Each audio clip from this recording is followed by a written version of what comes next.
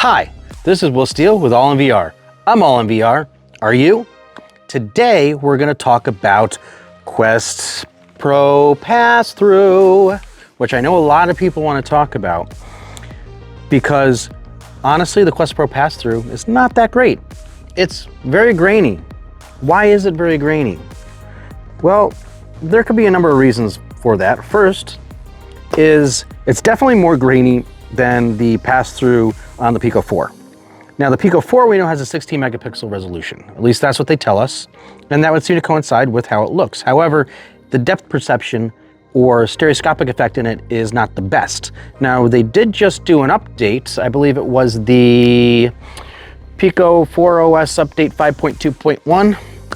And that seems to even made the Pico 4 pass-through look even better.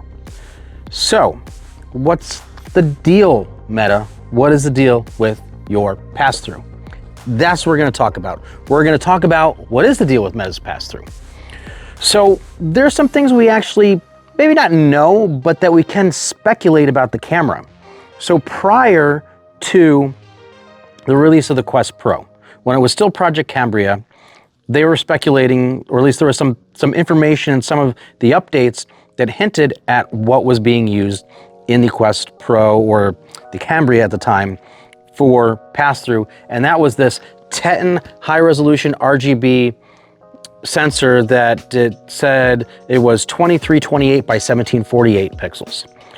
And they also said it was a 16 megapixel camera, but there's a little bit of some conflicting information in that leak, which is 2328 by 1748 is not 16 megapixels. It's, I don't know, 2.3 times 1.7, let's say 2. It's going to be, I think, like 5 or 6 megapixels or something like that, right? Is that right?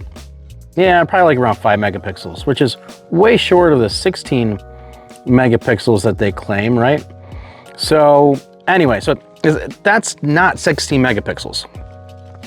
So that doesn't tell us a whole lot. Now there was another part in a leak that actually referenced a Sony IMX471. Now that's interesting because that is a 16 megapixel camera.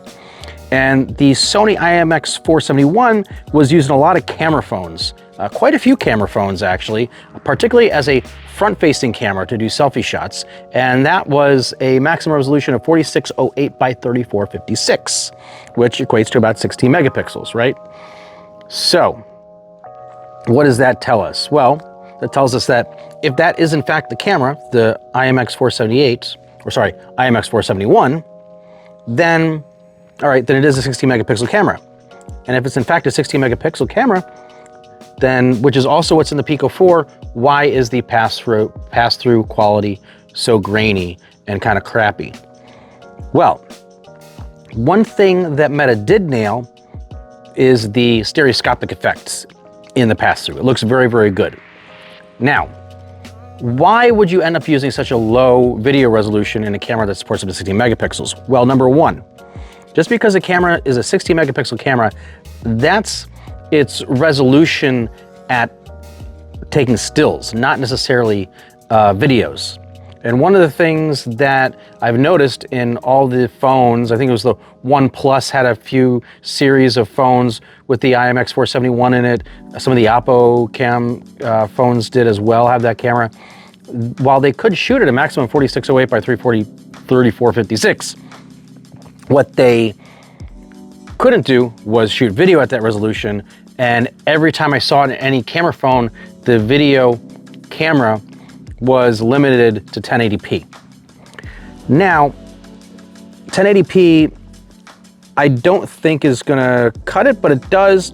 If you look at 1080p video and you put it kind of up in your face in the VR headset, which we did some tests with, you'll see, we'll go through these tests, where 1080p video actually does look better, in my opinion, than what we're getting with the Quest Pro right now. So I think they might even be going down as low as 720p right now, or something around that resolution, which might be why it's so grainy. Now, why would they start with a resolution lower than the camera offers? Well, I have some theories on that. They did have a time of flight depth sensor originally planned to be in the Quest Pro. Now, that would certainly be used to help building the depth map. And if anything, it would be easier. It's much less processor intensive to use a time of flight sensor to build depth map image data or video data or whatever than just using stereoscopic cameras. Now, you could use that in conjunction with the stereoscopic cameras and probably get an even better, more high resolution depth map. But you take that out, now you're only using the tracking cameras to get that data, to get that stereoscopic image map data that then you're going to marry with the camera data. And the problem with that is it's going to be more CPU intensive. It's definitely going to require more horsepower under the hood. So they might have needed to scramble to make that part of the initial feature set, because maybe they're just going to use the time of flight sensor or use low resolution stereoscopic image data and the time of flight sensor, so they didn't use too much processing power overhead. And that could have been what they planned on doing, which would have resulted in a much better quality image. And you pair that even with a high quality, high resolution video feed image like 1080p or even higher than that, it could still end up looking crappy if you're not doing everything right. It could actually end up looking worse than if you kind of downscale everything to the same resolution and mix it together, because there's also lots of things you can do to upscale both the depth map data as well as the video data. There's a whole bunch of things that can be done, but again, that's processor intensive. Would have probably been much less processor intensive if they had kept the time of flight sensor, which they took away because of, ooh, I could see somebody's nipples with this headset. Who's gonna do, really? I mean, I don't think kids are gonna have the Quest Pros.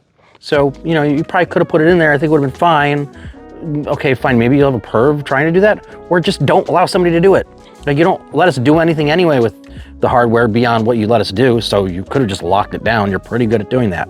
But anyway, not gonna complain about that. What I'm gonna say is that they couldn't necessarily just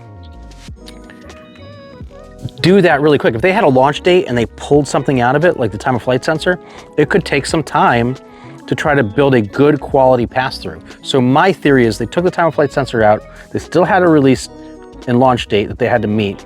So in order to also preserve battery life and not release something that was really, really bad, that still had some stereoscopic image accuracy, that they basically kind of took a shortcut. So they're using lower resolution video paired with the onboard tracking cameras in order to create the pass-through, which doesn't look as great as it possibly can, but I don't think they had enough time to try to tweak everything, because that's going to be a balance. There's a lot of cheats and shortcuts and things you can do. You can use AI to build better algorithms to try to do better depth mapping, and you can upscale, and to upscale the depth mapping and keeping track as you're passing back and forth. You can even upscale the image.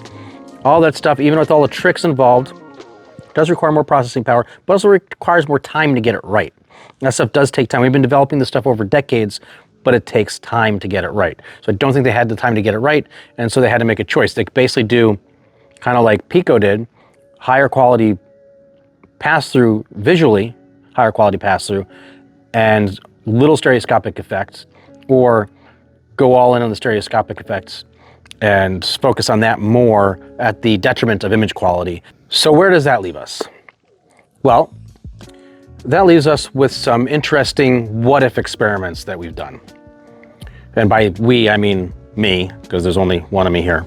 But by using my phone camera to record video at various resolutions, 720p, 1080p, at this theoretical 2328 by 1748, and also at 8K, because I'm going to downscale that to 4608 by 3456, just to theoretically see what we could get in potential camera quality if we're just taking stills with that camera. And so I'll just downscale that 8K to that. And I did both pictures and video, because the pictures, I think you get a slightly better image than the video, but I wanted to compare both. So using the onboard camera here on my phone, I took some videos and images, and we blow those up in a headset and we look at those. If we go and we look at 1080p, I believe that actually looks a little bit better than the pass-through that we'd see in the headset. You can actually start to make out text when you're sitting in front of the computer. You can start making out some text, mostly bigger text, maybe not the smaller text, but you can make bigger text out. So we go to there. So see, as you go up to 2328 by 1748, which is this number that was mentioned in a leak, that actually gives you even more pixel density. So that actually might work. And that makes a little more sense because the optics of the glasses, of the lenses, are more close to like, they're like a, what is it, like more like a 1:1 ratio, not perfectly 1:1, more of a 1:1. And 2328 by 1748, well, it's not 2:3, it's not quite 1:1, but let's say it's like 1.5:1 or something like that. I'm not gonna do the math in my head, but it's more in line with probably what you'd see in the glasses. Even though it's spread out over a wider field of view, that could in fact give even better quality than 1080p video that we see here. I also did a test at 4K just as a what if, because 4608 by 3456 is definitely a larger resolution than 4K, actually considerably. And that actually looked pretty good. You could actually make out even more. Now there's something to be noted in here is, since I'm using these sensors on the camera phone, it's not the best, but then again, it's probably comparable to what's going to be in a headset, so I don't feel that it's that off of a comparison. Now there might be some things that they process the video so it looks cleaner, but you will still notice a good amount of noise in the video that I took with my phone camera, even as I go up to 8K. And I did 8K just, you know, just to see, because I can downscale that to this 4608 by 3456 to see how that looks. And again, that's a theoretical limit. Now, I'm wondering now if you can do, if the maximum is 1080p video on the Sony IMX471, if that's the maximum that you can do, it's 1080p at 30 frames per second, in theory, you could probably drop that down to 15 frames, and maybe that's where they get the 2328 by 1748, is by dropping down the frame rate. And there's only so low you probably want to get, but this leads to some interesting theories and some interesting things. So 4K actually looks great. And if they can't quite attain 4K, but they can do higher than, let's say, what is it? They can definitely do higher than 1080p, I think. Because the way that these cameras work, as you bump, usually they have a maximum data rate, I think, that can go through them. So as you bump down the frame rate, you can bump up the resolution. There's, however, another problem with these cameras, is they tend to look kind of grainy because of, they are essentially, for still images anyway, I know that they kind of take over multiple frames, and by dividing up the sensor, they're able to combine essentially multiple images and kind of stitch it together so it looks better. So you can upscale, basically it upscales the image. And they do that with still images. I don't know how that works with video, whether they're actually doing any upscaling. So that also might be why there'd be a limitation on video resolution versus still frame resolution. And even that video resolution may not look that great because of the way that these sensors kind of interpolate the data and kind of stitch it together to give a higher resolution. They're never going to be as good as a higher quality, like actually point and shoot DSLR or something like that, that does not do this kind of stuff. Now it's great if you want to pack in a lot into a small package. And what I do have faith in is that Pico 4, ByteDance, they're using a 16 megapixel camera, and it's probably fairly similar, unless their 16 megapixel camera is actually a 16 megapixel video camera, then they've left Meta in the dust with this. So that I don't know, but I'm assuming the way they're usually spec'd, these kind of cameras, 16 megapixels, probably the 16 megapixel stills. I think there's a lot that Meta could do though. So this is the what if. What can we expect? Well, one, we can expect as resolution goes up, if they can increase the resolution of the image data, then, and marry that with the depth data, we will get better image quality. It will increase, and there's a lot that they can do with that. Now, we would also expect that potentially battery life could go down. I think they'll find some good median as they use AI to process this and start to make different video and depth algorithms and stereoscopic algorithms that will combine all this data to make a higher quality, higher image quality pass-through. But I do think that will be at expense of some battery life, I would imagine, which to me is okay. I mean, if I'm using pass-through, I'm most likely sitting at my desk, and honestly, I could have it plugged in if I'm just sitting at my desk. I don't really care. I'm not so worried about that. And I think if you're using pass-through, I guess for some mixed reality applications, but then again, if you're using it in mixed reality applications, your whole environment around you isn't virtual. So you're decoding fewer wireframes and bitmaps and all this stuff.